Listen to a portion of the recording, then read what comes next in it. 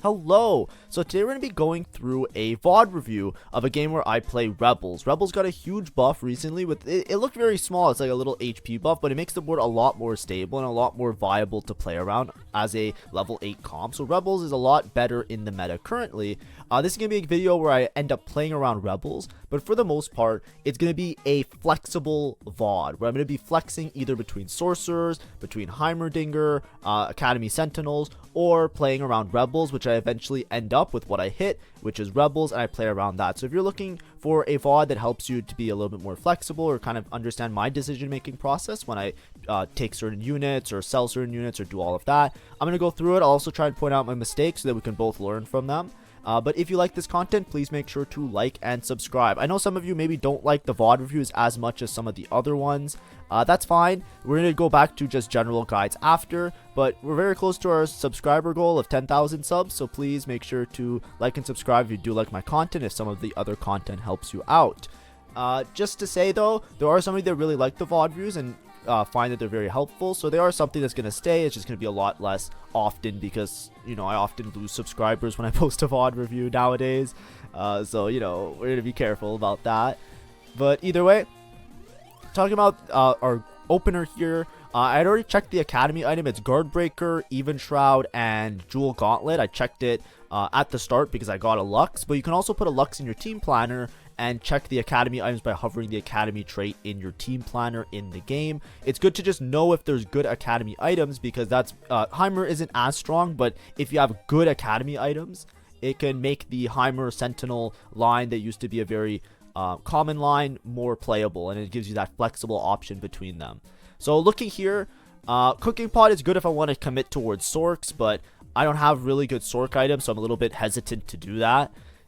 Thinking about the Academy items, I could just make an Even Shroud because it's an Academy item and maybe play around Academy, but probably not. So I either want to take Salvage Bin or Raining Gold. If you're unsure what you're playing, Econ on 2-1 or early Econ is probably the best thing you can hit. This is Caitlyn's encounter, so there is a lot of gold, so technically you might want to refrain from taking a gold generation thing or something that gives you gold because you get a bunch of gold from the encounter.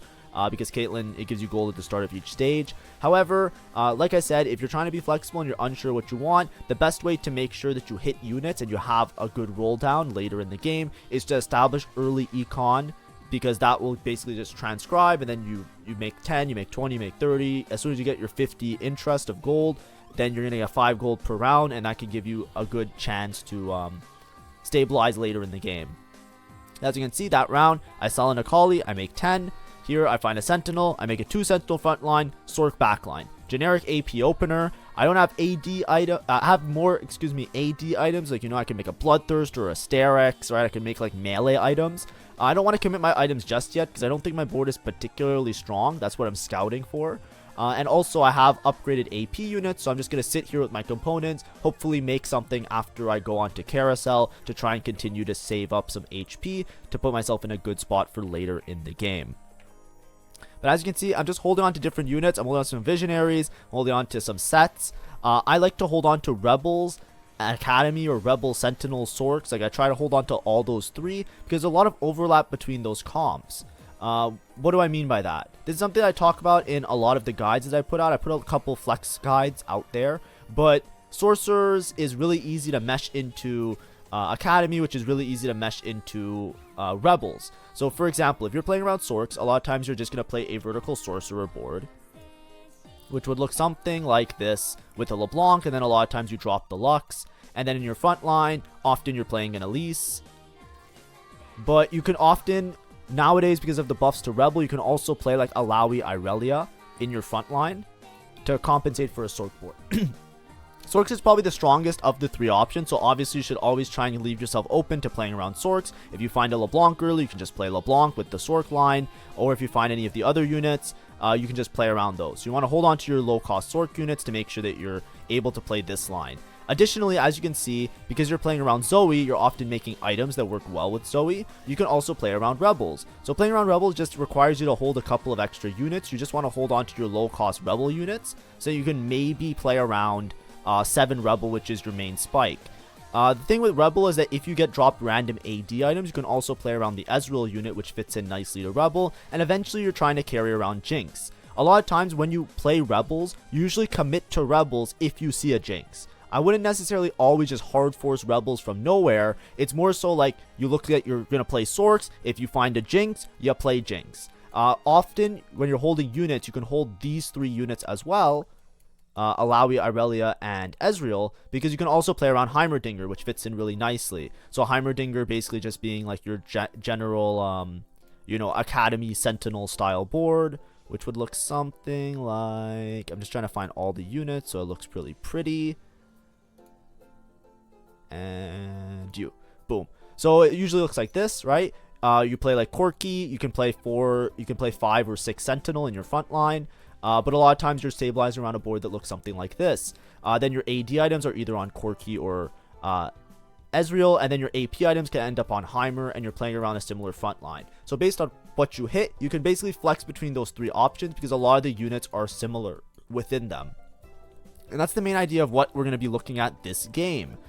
This game, at least when I'm playing it, that's what I'm trying to do here, right? So I'm trying to establish an early lead. I made items from Carousel, right? I just made Sunfire, as you can see, because I was 100 streaking, so I didn't get a good pick of items, so I just got an extra frontline item. I have this sword that I can play around, but because I'm win streaking, I wanted to make sure that I continue to establish, like, a strong board to hopefully continue win streaking. So I just made Sunfire. It's a good early game slam. Here I'm going to lose against this guy, so I'm going to lose my streak. That's fine. I can still make 30 by selling some of my bench units if I want to sell the set pair. But these are those moments where it's like, I have set pair. Maybe I hold on to it so that I can upgrade to set 2. But either is fine. If you're being really greedy, you can sell. So I just sell the Zyra and the other one. That's fine. So I want to hold the set pair. That's what I was saying. You want to make 30 here. Sell one or two. Sell one of the other one side. Either the Sork side or the other ones. One of them you have to sell. But basically, I'm just trying to make Econ here. I'm trying to give myself the greatest option later in the game to try and stabilize around some of my units. I have 2 Academy units here, right? So I have the Leona and I have the upgraded Lux. So I'm typically trying to lean AP. I still don't have any real direction. All I have was a sword, and I got a bunch of tank items. So I made my tank items. I'm trying my best to win as many of these rounds as possible, keep my HP high. At the same time, I took a gold generation augment, so I have a lot of gold, right? I'm level 5, 30 gold. If you look on the other side of the screen, there is a 30 gold level 4 though, right? So I'm basically like, 10 gold above the lobby if you try and think of it that way, roughly speaking. And that's because I have an Econ augment first, and that extra 10 gold that I have will translate to more gold that I generate over the game because of the extra interest that I'm earning each round. But anyways, I wouldn't be surprised here if I sell. I never know what to do in these spots. Like, I can sell and make 40 here, but I would have to sell the set pair. So I might just hold on to it because of the set pair. Yeah, I just hold on to the pairs. It's a little bit awkward there. If you feel like you want to be super greedy, you can just sell and make 40, and then it's easier to make 50 because you just get +1 gold. I'm always in the habit of holding on to the unit pairs here because I just want to try and upgrade them as early as possible. Rebel in the middle of the game is also extremely strong. If you don't play around 5 Rebel in your mid game, that's a good trick to do. Like 5 Rebel in your mid game, the HP that you get, if you have upgrades to the units and the attack speed that you get and the stats you get, 5 Rebel is very strong on stage 3 in my opinion. So I always want to lean towards, like, even if I'm playing Sorks or if I'm playing around Heimer, I do always want to try and make it to like 5 Rebel mid game if I can, because I feel like when I have those type of spots, it's really hard to mess it up. You pretty much just win most of stage 3, and a lot of times you win fights that you really shouldn't. Like 5 Rebel with an Ezreal carry, like, that guy fries. Like, I don't know what to say. Like, he just fries everybody. The problem here is that I still don't have good items, more or less, right? Like, if you look at my components, I have a belt now. I have 2 cloaks. I don't really have like good for frontline or backline unless I'm trying to commit towards melee. Here I'm just a level. I do lose a little bit of gold for sure, but because I found the Ezreal, I get an offensive item, which will help me to continue to streak and do damage. So here I'm just debating who to put it on. I'm probably going to put it on this this Vex, and I'm going to make a Shojin because I want to, like I said before, I want to play around AP. So I have Vex 2, 3 Rebel in, 3 Academy. We get the extra item from Academy, so we have a pretty strong early game. Here, I should probably just make Declaw, I think, but I think I might just wait a turn in case I hit something like Pandora's Bench If the item isn't gonna affect, this is a really important thing when you're slamming items, by the way. See, I could make the declaw, and it's probably always gonna be a declaw because I don't really have another use for these cloaks besides making like a spark, which might happen a lot later. I don't really want to make an even shroud with my setup, but the reason I'm not making it right now is because I'm winning the fight anyways. If you're gonna win the fight, you don't have to commit your components right away. Greeting your components is always good, if you can. Right now, if this fight would have been a spark diff, as you can see, I was kind of hovering over my items. If this guy maybe had like Kog'Maw 2 or a frontline upgrade, I would have slammed spark instantly there. So now I have guard breaker, so I have a crit glove item. I probably want to take piercing lotus here. I could take thorn plated armor, it's really good in the mid game, and I can make thorn plated, so I can just have like bramble declaw, but I take piercing lotus here. Now, Piercing Lotus is good on Sorks, it's good on Heimer, and it's also good on Rebels. The idea is that my ults can now crit, and I already have this Guard Breaker, which is an Academy item that plays around being a glove item. So I'm already playing into the idea of having crit chance. So now I made my ults crit, and I gave myself crit chance. The ults also Shred and Sunder, which is really important on both Rebel and Academy boards, because Rebel and Academy, both of them require both Sunder and Shred, so it makes a lot of your items end up being utility items sometimes, which can decrease the amount of damage that you can do. So I like to take Jeweled Gauntlet, or Blossoming Lotus. It used to be called like Jeweled Lotus. I don't know what it's called now. The one where the one that augment that I took that makes my my crits Shred and Sunder. It works really well with stuff like Jinx, stuff like Zoe, because like if you're playing Jinx and Zoe, you want to have both Shred and Sundering, so it does both of them. And then if you're playing around Heimerdinger, you have usually Jace, Ezreal, Corki, and Heimerdinger, so you get that dealt with as well. Excuse me. And because you have so many backline carries and the boards are some of the parts, both those boards work really well to just like use both the Shred and Sunder. Obviously, it's also good on Sorks, but a lot of times it's less of an issue with Sorks because like if you're playing around Sorks, you usually can just make like a Shiv or a Spark with some of your leftover components and have the the shredding effect there because all your units are AP units in that case. But as you can see, I'm decently strong. 3 Rebel in. I'm playing around this set that I have, which is my upgraded front line. I think I originally had items on like a Rel or some other unit, but I just sold it. Obviously, I had Rel pair, and you can argue that you want to hold on to Rel for as long as possible because Rel's a good unit. I don't care. You just put your items on your upgraded unit. I want to save Remover, by the way. So you could have used a Remover and then just keep the Rel pair, and maybe you hit a Rel too. But Rel isn't going to be my next in because I always want to play Leona because I get my Academy item, and I always want to play Rebel because I want the Rebel bonus because I have mostly Rebel units. So I'm always going to play this board, so the Rel doesn't really matter to me that much. So I'd rather save a Remover and then play around my Rebel board and then worry about using my Removers later. I always like to have a stockpile of 2 Removers because 2 Removers allows me to easily switch both my tank items and my backline items. So imagine, you know, let's say I get like a Zoe and an Alawi. I want to move the items off of the set and off of the Vex onto the Zoe and the Alawi in a particular case. So I always like to have 2 Removers. So if I can, you know, if I'm getting rid of a unit anyways, I don't need to hold on to like 100 extra Rels. I really only need 1 or 2 copies of it because if I'm playing around Heimerdinger that I need the Sentinels for the front line, only then will I really care about upgrading the Rel. But often it's a waste of gold because I'd rather like spend my gold to roll and upgrade the other units. But here I have the set. I have 5 Rebel in, 3 Academy. This is a board that you can find yourself in your mid game a lot. This is what I was saying before. 5 Rebel is really strong. I also got the overlap to play around Academy. Obviously, I'm level 7, so I'm a little bit ahead of tempo, but that comes from me taking an early Econ augment and also it being Caitlyn encounter. So this is going to be a game where it's very rich. As you can see, I'm going to make Declaw now because I'm pretty sure it's just always Declaw. And I'm probably going to make Morello.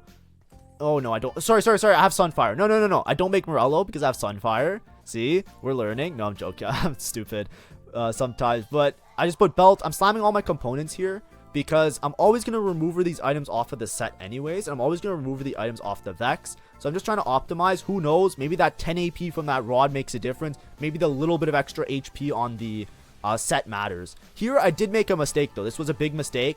I accidentally took out my Leona because in my head I was like, oh yeah, I'll put in Bruiser for set, and then I immediately realized that I lost my item on my Vex. So that's a huge mistake. I think I would have lost against this guy anyways because he just has triple item on proper carry, which is his what's it called? His Nocturne. So but I kind of just threw this round a little bit. Please note, don't do that. I was just talking up about how Academy gives you the extra item. I was kind of silly about that. So, you know, my bad. So just -1 item, minus 10 HP. But that happens sometimes. I think it happens to everybody. Like you just see a unit and you're like, oh yeah, this unit fits in really well. Because I saw the Nunu and I said, oh, I get Bruiser for Set and I get Visionary for Vex. It's like those little adjustments like don't really matter as much as like a completed item a lot of times. I definitely think this is stronger. The Visionary bonus, like 2 Visionary. Who really cares? And then sorry, my audio changed off the playlist and it scared me. Anyways, let's go back to the game. So the item is just way stronger. You just want to make sure you have enough damage, and right there, like, you know, the extra Visionary doesn't matter that much for Vex, like 2 Visionary, who really cares? And Bruiser doesn't matter that much for Set because he already gets a lot of HP from Rebel anyways. So you'd rather just have Sentinel because he has HP and he has tankiness, and then you get Sentinel, your whole board gets armor. It's a little bit better than whole board gets HP because my whole board already has a bunch of HP because of Rebel.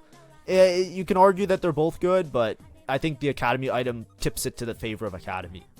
Here we just high roll into an Elise. No matter what line that you're playing, you should always hold on to Elise.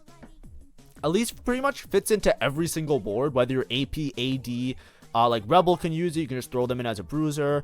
Sorks needs it because it's like the main tank in Sorks, which is really one of the problems with Sorks. And then even Heimerdinger Academy, sometimes if you find an early Jace, you can play Elise Jace. But maybe that one you don't necessarily need it, but you should always hold on to it because the whole lobby, like, you know, until you know what you're doing, the whole lobby is going to be playing around Elise. You know what I mean? Now, here, this is where things get a little bit stressful, potentially. We have to decide on a roll down what we're going to hit. So as you can see, I'm holding on to Sentinel units on my bench. I have my Academy units on my board, and I also want to ideally hold on to Rebel units as well. Now, if we hit a LeBlanc, we can play around LeBlanc.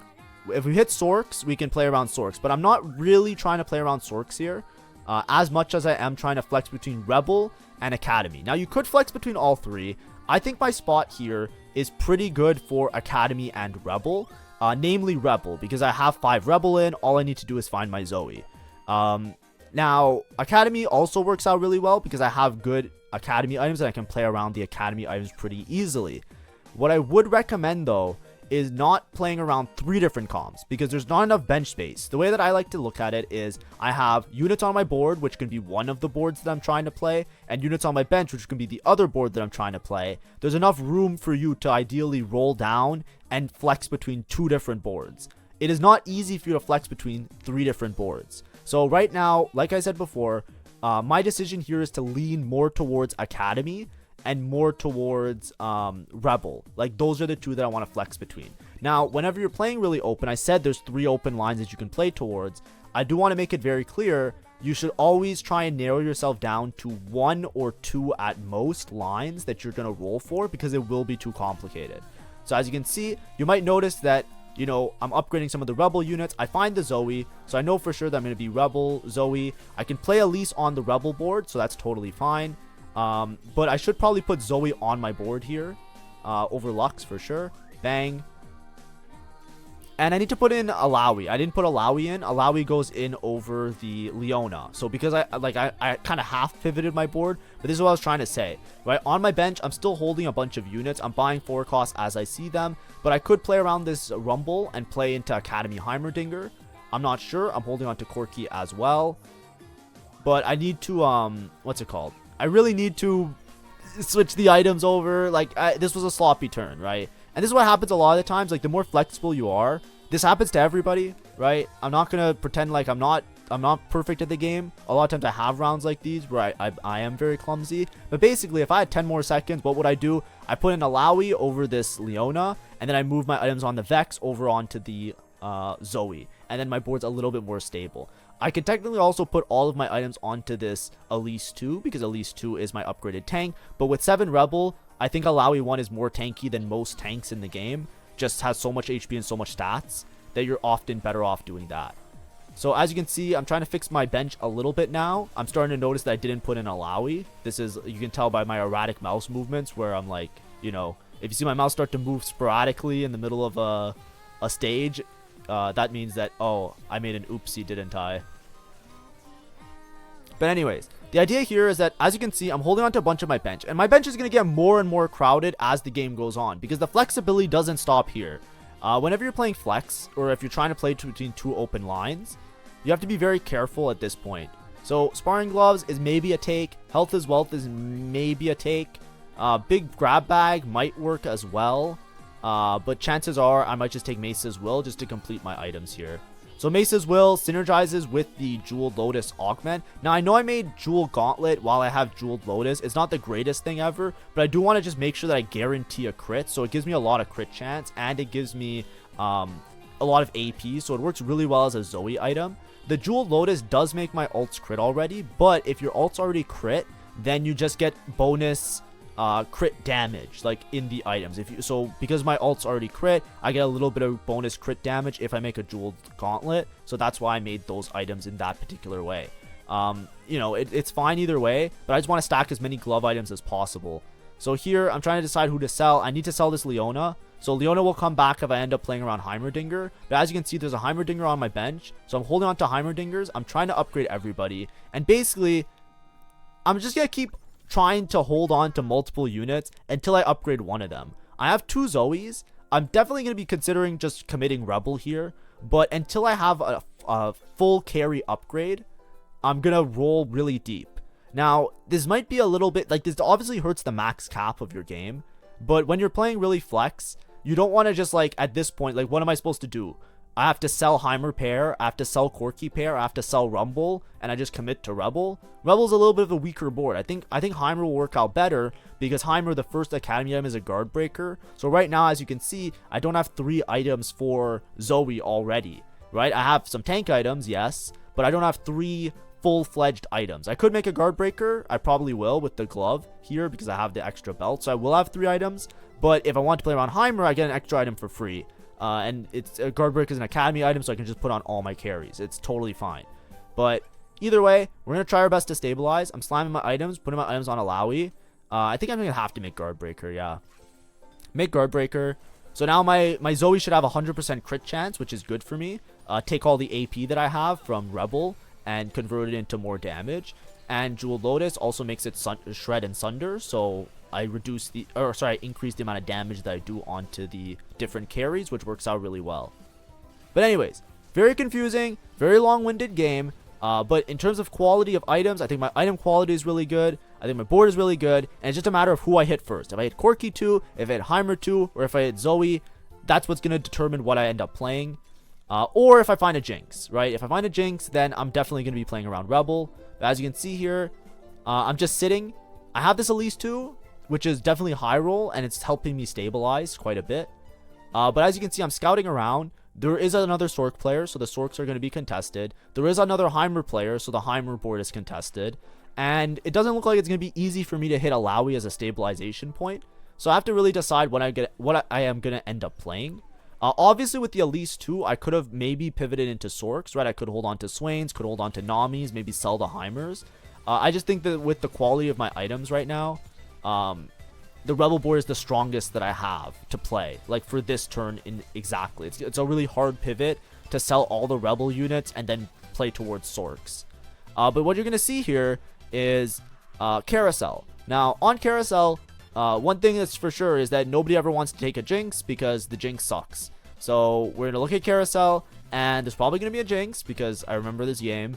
And now I'm just committed Rebels because even though I'm last pick, it's not unlikely that this Jinx is just going to stay on the Carousel because, like, yes, it has a bow, so, like, maybe it gets taken for the bow, but a lot of times nobody wants to play Jinx. So often Jinx is the 5 cost that you can pretty easily find. So it's really funny here. Nobody takes the Jinx, and it's on my side. So I just get a 5 cost Jinx as last pick when I already have a Rebel board.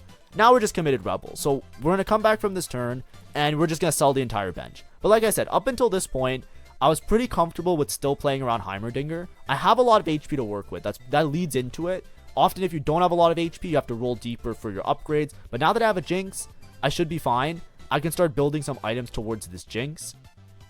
And I have a dual carry established. So I'm pretty comfortable here. Obviously, I would like to play this Rumble as much as possible, but because I have Elise 2, it's often not worth it to play the Rumble. So as you can see here, I'm just going to sell literally everything now. I can still sell these Corkis, but sometimes I hold on to Corki. Yeah, I can hold on to Corki until I have to make Econ, because Corki can be a next in. A lot of times if you have Corki with, what's his name? Ezreal, it works out really nicely because the Corki gives him Artillerist. So I still have use for it. But now I'm just going to try and re-Econ up. My board is all 1-star, but I'm relatively stable. Obviously, I'm going to lose to this guy because he's just Enforcer with like everybody upgraded and really strong. So that's fine. But as you can see, we only commit once we have one of the conditions. If we have a Zoe 2 or we have an Alawi 2, then we can play strictly Rebel. But we want to roll really aggressively because we want to try and find one of these units upgraded. Because once you hit your anomaly round, you can no longer pivot. So up until now, we were rolling really deep. Now we can decide if we're going to roll or not. I do want to ideally hit Zoe 2 at least to stabilize my damage because my items are good. That's the main thing. If you have good items and you have a carry on your unit, a lot of times you can make it work. So even though it's just a Zoe and it's Rebel and it's not perfect, this is great. I get comeback story, so I get damage amp per HP lost. That works out really nicely for me because, wait for it, what do I have? Crit chance. So I get a bunch of AP from Sorks. I'm not playing Sorks right now, sorry. I get a bunch of AP from Rebel, right? 7 Rebel gives a bunch of AP. I have a full crit build, like all my items are crit glove items. I have 100% crit chance. So how else can I scale my damage up? You guessed it, with damage amp. So if we see an anomaly, for the anomaly, Zoe takes a little bit of time to cast. So I either want a frontline anomaly, preferably HP, to juice up my Alawi that's a Sentinel, or I want damage amp on Zoe. Those are like the two best things that you can hit. There's a couple other utility ones that are pretty good, but that's the main thing. And as you can see here, I'm playing 7 Rebel. My item quality is amazing. I'm pretty sure I'm going to beat this other Sork player. So that player also has Zoe 2. They have a frontline unit that's been gaining HP the entirety of the game. They also have Jeweled Lotus. They have good augments, good items, good board. But my Zoe is tankier. My board is tankier than an Alawi one. I have more explosive damage just because I have damage amp with crit chance with really good items. That's the important thing, right? Just as a board for board comparison. Now, obviously, we hurt our max cap. If we committed towards Rebels a little bit earlier, we could have made a lot more Econ, right? My bench was very expensive. I had 2 Heimers, 2 Corkis, 2 Zoes, and a Rumble. That's like 20 gold on bench. But when you're playing flexibly, that's how your roll downs have to be. You want to pick 2 lines and buy every single unit for those 2 lines. So I tried my best to play around them. Obviously, this was a little bit sloppy. It was a sloppy game. It always is going to be a sloppy game, though. I'm sure even if you watch your own VODs, that you're going to see stuff like that. That's acceptable because it's a hard transition round. Here, I have like 100 bows, which isn't the greatest thing for me. So ideally, I would have liked to have some other items. But with Rebel, so this is an important part with Rebel. As you can see, I made Shojin.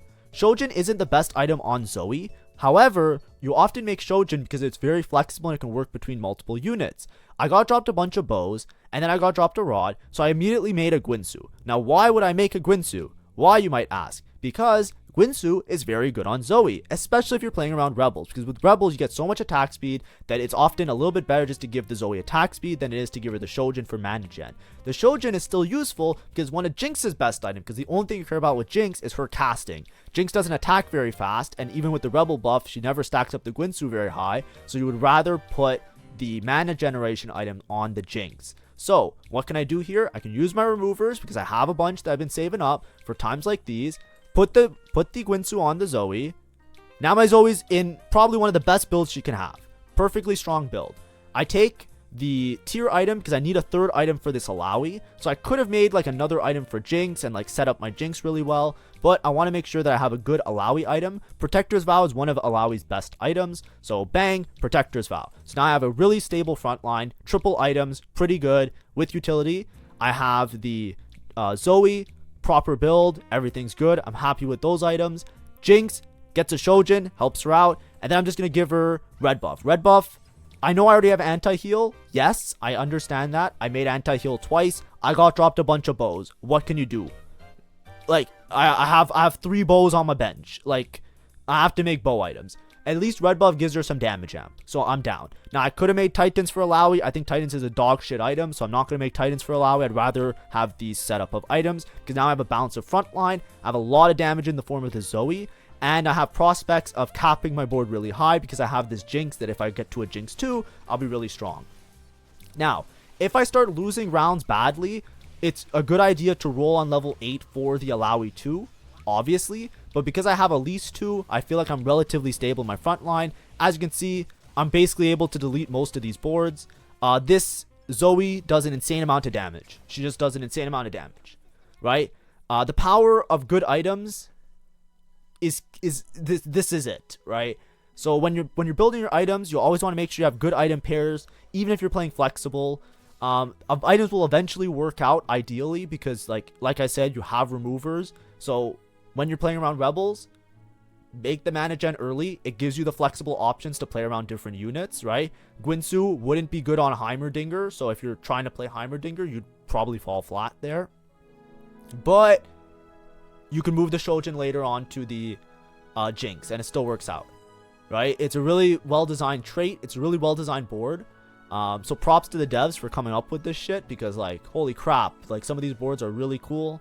So, you know, as much as you're annoyed at some boards, this is one of those examples where the trait trees and the way that they work together allows for really good flex play. It's good now that Rebels is back in the meta because you can do stuff like this. Now, obviously, I won't be as strong to some people. This guy has a Jace.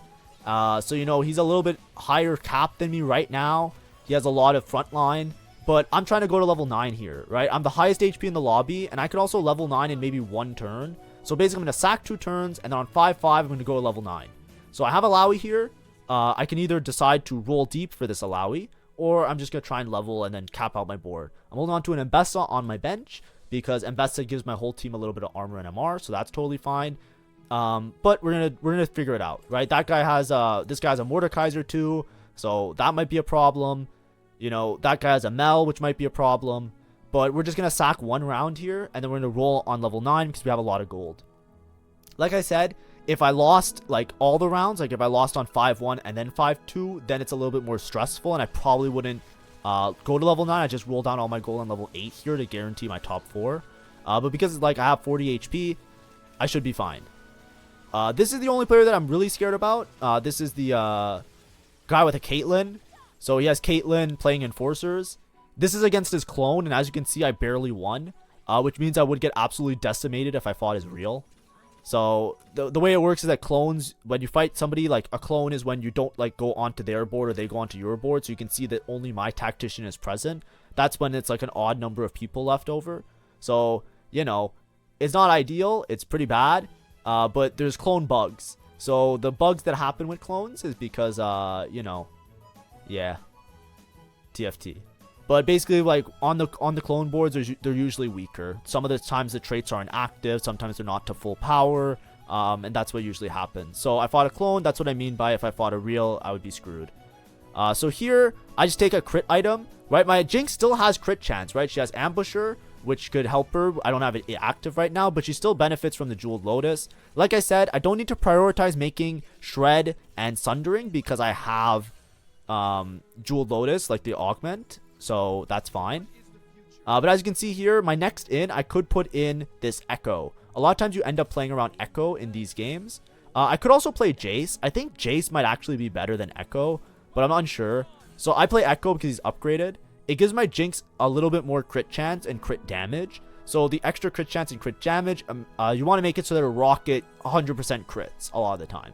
Because if the rocket fires off, a lot of times Jinx is only going to fire off 1, maybe 2 rockets. So you want to make sure that you hit that rocket full force into the enemy team, or else, like, you know, things just go wrong.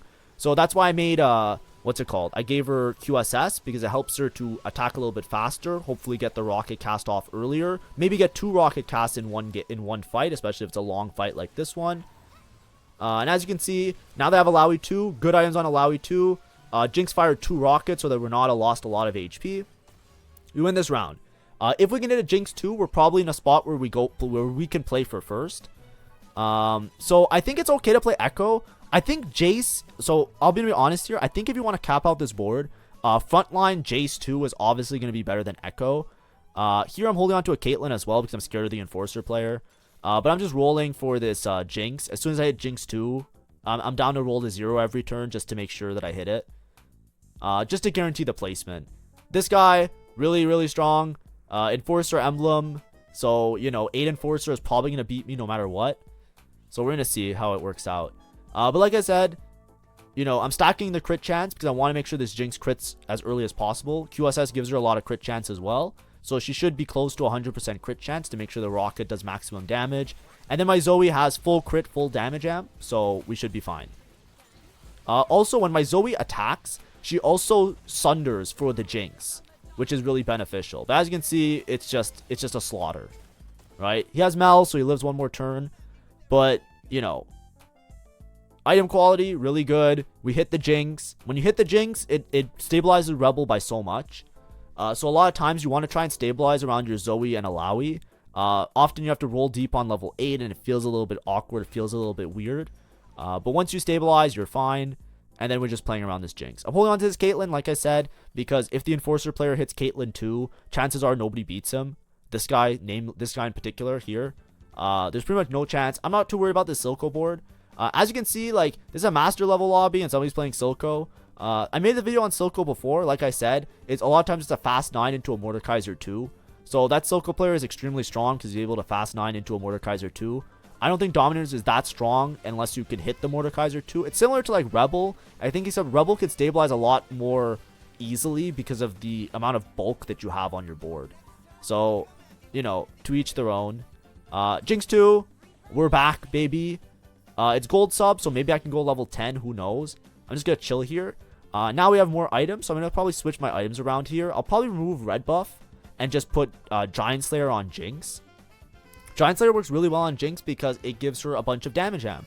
So I already have crit chance, which is pretty high because of the Jewel Lotus and Ambusher traits. So now if I start putting damage amp items on her, she'll be pretty strong. Arguably, I can just keep red buff, but red buff gives such little damage amp that I'd rather just have QSS. Give her the extra crit chance to make sure that her crit is 100% at 100% ulting. Or sorry, ult 100% crits. I said that backwards. So this is the guy that I'm scared of. As you can see here, this is going to be really important into this late game. I'm going to try and point it out where I can. I wasn't pointing out before, but where I position my Jinx is really important. So I fight this guy. He lives with 2 HP. So him living with 2 HP is actually so sad, because if he lived with 1 HP, he would have procced Banish Mage. But he lived with 2 HP. So he's not 1 life, he's actually 2 life because he has a Mel. So that's really annoying for me because I need this guy to die. I'm holding on to the Caitlyn because I know that if he hits Caitlyn 2, look how close this was with the Caitlyn 1. It does not matter to have Jinx 2, he's 8 Enforcer. If he hits Caitlyn 2, that's the only person that will probably beat me this game. This guy has Mordekaiser 2. I'm not super scared about him because, like, you know, it's okay. I'm shuffling my backline units, by the way. So this is what I said I didn't really point it out before. Jinx, when she's casting, you'll notice that, like, she goes through 3 things, right? She does, like, 1, she shoots traps, she does a zap, and then she does the rocket. So that's why you really want her to cast a bunch, because you want her to cycle through her 3 abilities. The one that's really important, though, is positioning her on the same side as enemy carries a lot of the time, because the zap can often, what's it called? When she does the zap, it stuns the enemy carries. So you see that zap there? If I position better, I would put it on the same side as the Silco. Because if I put it on the same side as the Silco is going to get zapped, and then he's gonna, you know, he's gonna get stunned, and that's gonna be massive. So this is what I mean. The Dawn player is really strong, but Jinx 2 is stronger. So as you can see, I just, between the Zoe and the Jinx, they have like AoE that hits everybody, and so long as they both crit, look at that. I barely beat this guy, but a win is a win. You know what I mean? And then this guy, he lives because of Banished Mage. Like I said, if I killed him by 1 more unit, like if I positioned a little bit better against him, I'm sure that he would have been dead already. So that's my bad here. I'm 45 HP. I'm just in a level 10 waiting room. I might go level 10, maybe try and play an extra unit. I could roll for like a Jace 2 maybe. So we'll see. But watch this fight, right? This is the guy hit Caitlyn 2, so I think the game's over. Yeah, like it's kind of just over now. Which is sad, but it is what it is. So the Caitlyn player is going to win out. That's fine. Better line, better spot for his comp. I spent a lot, like I said, I hurt my max cap a lot. All those rounds that I kept those extra units on my bench to play flexibly. It gives me like a lower floor because it gives me the ability of like, let's say I hit Heimer 2 and then I can pivot into Heimer. I have less of an option of like, you know, forcing towards this Rebel board. Obviously I hit the Jinx, so then I was stable on Rebel. But if I didn't hit the Jinx, you know, I had options, and that's why I was sacrificing my max cap. So arguably if I committed to Rebels earlier, I could have outcapped that guy. But you'll see what I mean when we fight him. It won't even be close. Now you'll notice I put my Jinx in the middle. I wait till the last second to do that. The reason I put Jinx in the middle is because I'm gonna stun the entire board. So watch the Jinx, right? When the Jinx does the zap cannon, she's gonna hit the Renata. So you want to put it there, boom, right? What happened? What's Renata doing?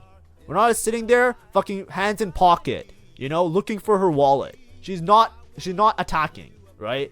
That's really important to do, right? You line up the Jinx. The way that she does is she shoots the zap through the enemy that she's targeting. So you want to try and draw a line between Jinx's target and the enemy carry, and then position Jinx as such. You can prevent it by like clumping your units a little bit towards the middle, but because Renata's there, bang. Renata's not doing any damage now. So my Alawi declawing up, going back to full HP. They've been out of the fight forever. Watch, the front line's already dead. It's over, right? The game is over, right? Because you want to always position your stuns in such a way. I also have Elise, so I basically chain stunned, right? I had Elise stun, Jinx stun, then Jinx rocket, and then as soon as you start to die, the Zoe gets more effective because she bounces between random targets, so that's really good. And then here, I'm probably looking for something. I just take a Spark. I wanted some sort of frontline item. I kind of know it's over. Obviously, I have Jewel Lotus, but so it's not a priority to make Shred and Sunder, but it's not as high as the Shred and Sunder you get from the items. So eventually, you want to make the items at one point. That's the way you can think about it. Here, I just leveled to 10. I can play LeBlanc. So I just leveled to 10 here, play LeBlanc. I could wait a turn and have a little bit more gold to roll. I'm 45 HP, but in my head, I think that the game's already over. So I say to myself, I might as well just try and win it right here, or give myself as many chances to win as possible.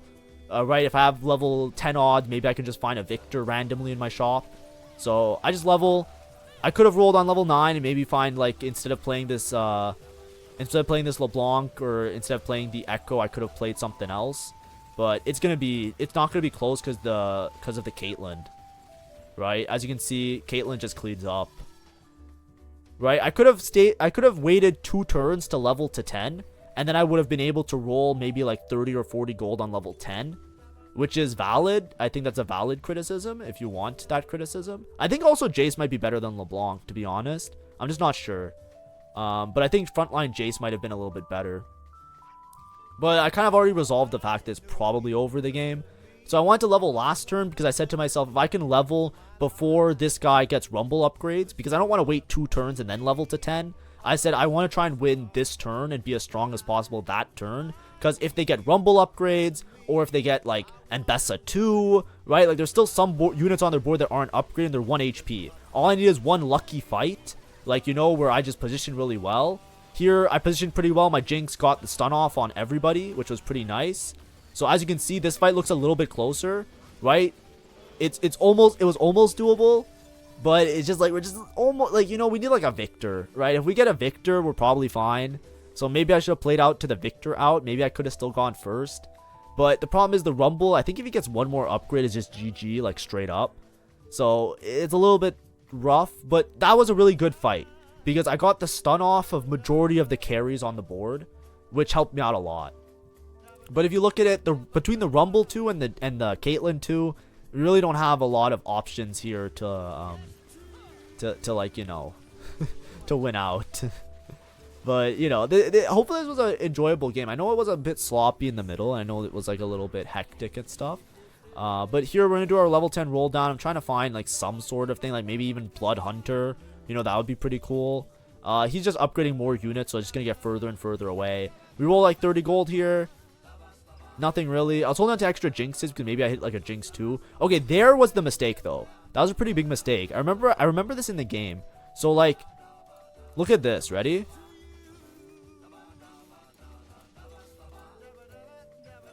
Okay, so like this shop, I should just upgrade LeBlanc 2. Like, that might have helped me a lot. Like, LeBlanc 2 does a lot of damage. And I could just find a third LeBlanc item. right? Now, if you look at my board, actually, the reason I didn't do it while I was playing the game is because I didn't realize that I had enough gold to do this. Because I can sell the Jinx, which is 5 gold, right? So I don't have enough to upgrade the LeBlanc, right? So why I rolled one more shop was because I said I want to try and find a Victor with the extra money that I have. But what I could have done is I'm holding on to this Vex just in case I hit a Rebel emblem, right? Or 2 Rebel emblems. I don't know. Maybe we high roll a bunch of Rebel emblems. But I hold on to the Vex always because it's just 1 gold. Who cares? I could sell the Ezreal and still have the Vex to play the 7 Rebel. So then I would have had enough gold to buy these 2 LeBlancs. When I was playing the game, I didn't register to me because I looked at my bench and I said I only have 6 gold on my bench. But I forgot that I can just sell the goddamned Ezreal and put in the Vex instead. Like, that's just something, I know that's like part of the reason why I'm holding the Vex in the first place, was that if I ever need to like replace one of the units, in addition to like hitting 2 Rebel emblems, but that's why you should always hold on to your 1 cost trait bot units, because like, you know, you never know when you need them, and then when you need them, you don't have them. Like, bruh, like, what am I doing? But like, I don't think it would have mattered. I still think I lose. I don't think LeBlanc 2 is gonna win this, but let's see if we get a LeBlanc item. Giant Slayer would have been okay. So I could have had a LeBlanc item, but like, god damn it, you know, like, god damn it. Like, a LeBlanc 2, I don't think LeBlanc, there's a fucking gold orb that I didn't pick up. I definitely had enough gold for LeBlanc 2 now, bro. Okay, well, it is what it is. As you can see, this guy, he positioned his Jinx in such a way that this is what I was saying before. So the Jinx will never be able to hit this Caitlyn unless I mirror the same side. So he positioned his Caitlyn to make sure it doesn't get Jinx done. I put my Jinx here to stun the Rumble. That's why I put my Jinx in the middle. And hopefully maybe she can survive a little bit better against the Caitlyn. Like, less sniper value on Caitlyn. So I try this just to see if it changes anything. But this guy found a lot of upgrades. So it's going to be too far away. Like, look, it's even worse than the other fight, kind of. Because the Vi is still alive. I don't know if LeBlanc changes it. LeBlanc might have actually got me the first here. So that's a oopsie on my part, and I apologize. But that's why I do my own VOD reviews, right? Because now, I'll never forget to sell Ezreal. You know what I mean? Like, I'll never forget about selling Ezreal in the next game. And that's why you do the VOD review. It's so that you embarrass yourself to such a point where it's like, yeah, that's never going to happen again. And you just don't repeat the same mistakes. And if you do that enough times, you'll improve at the game. But anyways, that was a Rebel game with some flex options in the middle. Hopefully the flex options kind of made sense, but that's kind of how you try and play it. Obviously, that was a really unlucky roll down, right? I was Heimer pair, Zoe pair, Corki pair, right? A lot of times you hit one of them, so you can pivot a lot earlier, right? As soon as you hit one of them upgraded, it's like, okay, GG, that's my board, and you sell all the other stuff and you pivot your board. But it was a little bit sloppy, obviously. But as you can see, a pretty smooth sailing up until a second. Obviously, we could have capped a little bit higher. I could have had LeBlanc 2. That's my own stupidity that caused me to stop that. Also, I think my Jinx has enough crit chance without the Ambusher, but arguably the Ambusher is really good with the Echo. I could have swapped Echo for Jace 2, and that would have helped my Elise be a little bit stronger. But I just don't have Elise items, so I didn't feel that super... Like, if I had more frontline items instead of backline items, then it would make sense because I can put the items on Elise. But either way... I could have capped a little bit higher with other 5 costs, and maybe that would have helped me against the Caitlyn player, but it's really hard. 8 Enforcer, Caitlyn 2, Rumble 2. The longer the game goes on, the more upgrades that Rumble has, it's a little bit overwhelming. But maybe I could have won with LeBlanc 2 if I positioned a little bit better, right? If I got the stun on the Caitlyn and the LeBlanc 2, it would have been fine. But hopefully that was enjoyable. Hopefully that was a fine VOD review. I think tomorrow we're going to talk more about like lose streaking and stuff. I'm trying to work on a guide on that. Because I think, you know, just like full open lose streaking is something that's a little bit awkward. And I think it wasn't properly covered in some of the other guides. But if you have suggestions for some guides, you can also let me know. Thank you. Bye-bye.